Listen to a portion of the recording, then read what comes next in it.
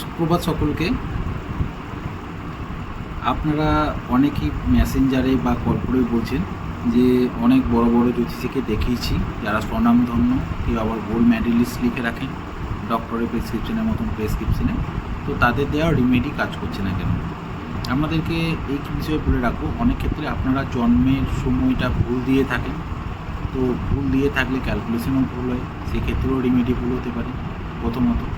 দ্বিতীয়ত বলে রাখবো যে আপনাদের রিমেডির প্রতি ভরসা থাকে না বা ভরসা নেই, রিমেডি নেওয়ার পরেও ভাবেন এটা আদৌ কাজ করবে তো সেই জন্য কাজ না করতে পারে। তৃতীয়ত বলি আপনাদেরকে, এই ভুলটা যে কোনো আপনাকে যে রিমেডিটা দিয়েছে সেই জ্যোতিষীরও হতে পারে, কেননা সেই তাড়াহুড়োর জন্য হতে পারে, অথবা সে ভুলও করতে পারে, নাও জেনে থাকতে পারে। তার জন্য অনেক সময় পাথর দিয়ে থাকে যেগুলো বাধক গ্রহ এবং মারক গ্রহ।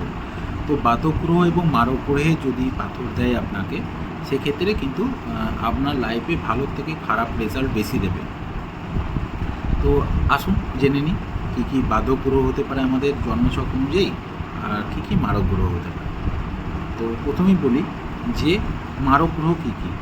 আপনারা জানেন যে রাশি রয়েছে 12টা, তো 12টা রাশি রয়েছে, সেই অনুযায়ী লগ্ন 12টাই হতে পারে। তো 12টা লগ্নের মধ্যে আপনার যে কোনো লগ্নেই জন্ম হোক না কেন, দ্বিতীয় ভাব এবং সপ্তম ভাব, মানে দ্বিতীয় ভাবে যে রাশি বসে রয়েছে এবং সপ্তম ভাবে যে রাশি বসে রয়েছে, সেই রাশির অধিপতি যে গ্রহ হচ্ছে, তো সেই গ্রহ হচ্ছে প্রত্যেকটা মানুষেরই মারক গ্রহ। এই ক্ষেত্রে সূর্য এবং চন্দ্র এই দুটি গ্রহকে বাধক গ্রহ বা মারক গ্রহে কোনো রকম কোনো দোষ এদের উপরে পড়ে না, যেহেতু আমরা জানি যে সূর্য হচ্ছে গ্রহদের রাজা এবং চন্দ্র হচ্ছে রানী। অর্থাৎ আপনার যে কোনো লগ্নেই জন্ম হোক না কেন, দ্বিতীয় এবং সপ্তম ভাবে যে রাশি রয়েছে, সেই রাশির অধিপতি হচ্ছে আপনার জন্য মারক গ্রহ। এই রাশির যখন আপনি প্রতিকার করাবেন বা প্রতিকার স্বরূপ যদি পাথর নেন, ভেবে চিনতে নেবেন।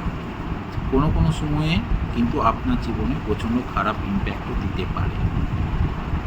এবার আসি যে বাধক গ্রহ কী। দেখুন, বাধক গ্রহ হচ্ছে যে 12টা আমাদের লগ্ন রয়েছে, সেই লগ্ন অনুযায়ী যে 12টা লগ্ন রয়েছে, সেই লগ্ন অনুযায়ী 3 ভাগে ভাগ করা হয়েছে এই গ্রুপটাকে। তো 3টে গ্রুপে ভাগ করা রয়েছে, মেষ, কর্কট, তুলা, মকর। এই 4টি লগ্নে যাদের জন্ম, তাদের জন্য একাদশভাবে যে রাশি বসে থাকবে, সেই রাশির অধিপতি হচ্ছে যে তার জন্য বাধক গ্রহ। এরপরে আসি দ্বিতীয় ভাবে বৃষ, সিংহ, বৃশ্চিক এবং কুম্ভ। এটাকে আমরা বলি যে ফিক্সড। বৃষ, সিংহ, বৃশ্চিক এবং কুম্ভ এই লগ্নে যাদের জন্ম, তাদের জন্য নবমভাবে যে রাশিটা রয়েছে, সেই রাশির অধিপতি হচ্ছে তাদের জন্য বাধক গ্রহ। তৃতীয় ভাগ, যেটাকে আমরা বলে থাকি ডুয়েল, এই ডুয়েল ক্যাটাগরিতে পড়ছে মিথুন, কন্যা, ধনু এবং মীন। এই 4টি লগ্নে জাতক যারা রয়েছেন, তাদের জন্য তাদের সপ্তমভাবে যে রাশি রয়েছে, সেই রাশির অধিপতি হচ্ছে যে তাদের জন্য বাধক গ্রহ। প্রথম ভাবটা আরও একবার বলে দিচ্ছি মিলিয়ে নিন। মেষ, কর্কট, তুলা এবং মকর এই 4টি লগ্নে যাদের জন্ম, তাদের জন্য তাদের একাদশভাবে যে রাশি রয়েছে, সেই রাশির অধিপতি হচ্ছে যে বাধক গ্রহ। তো আপনারা বাধক গ্রহ এবং মারক গ্রহের যখনই কোনো প্রতিকার নেবেন, ভেবেচিন্তে নেবেন, কেননা বাধক গ্রহ এবং মারক গ্রহের জন্য কিন্তু খুব বাজে ইম্প্যাক্ট পড়ে থাকে।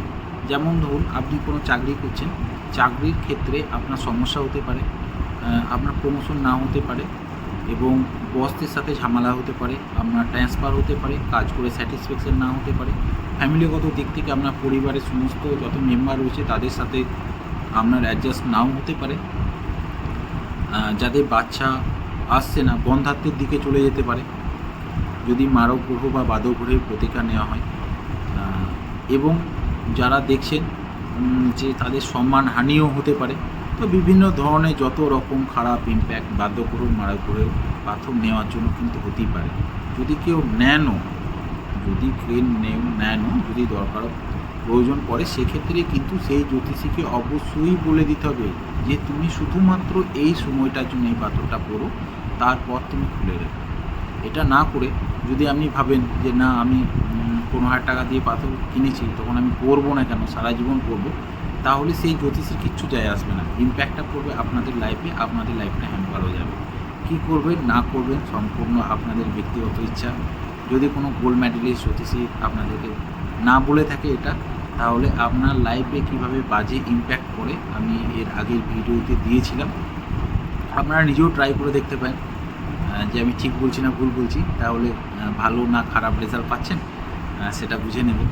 আবার বলে রাখি, সূর্য এবং চন্দ্র এই দুটো গ্রহের জন্য বাদকেশ এবং মারকেশে কোনো রকম কোনো দোষ লাগে না।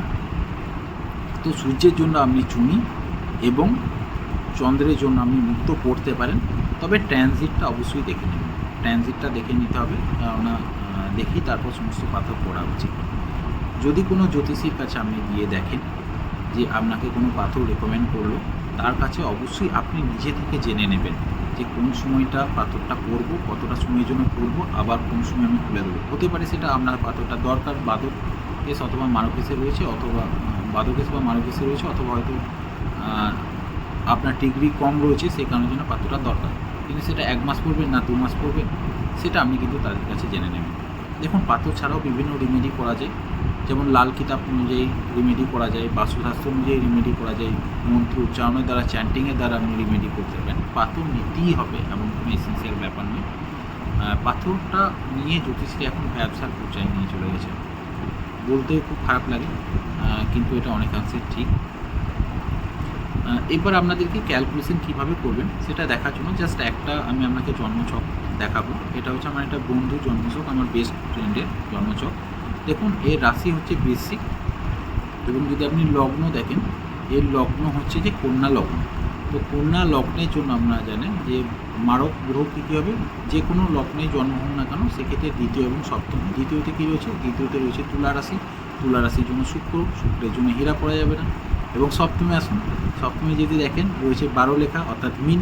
মিন রাশির অধিপতি গ্রহ কী রয়েছে, মিন রাশির গ্রহ হচ্ছে বৃহস্পতি। তো বৃহস্পতির জন্য পোকরাজ পড়া যাবে না, অর্থাৎ আমার বেস্ট ফ্রেন্ডের জন্য হীরা এবং পোকরাজ পড়া যাবে না।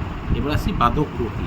আমাদেরকে আগেই বললাম যে কন্যা লগ্নে যাদের জন্ম তাদের জন্য বাদক গ্রহ হচ্ছে সপ্তমভাবে যে রাশি বসে রয়েছে তার অধিপতি, অর্থাৎ এখানেও দেখুন সপ্তমভাবে বসে রয়েছে, মিনই বসে রয়েছে।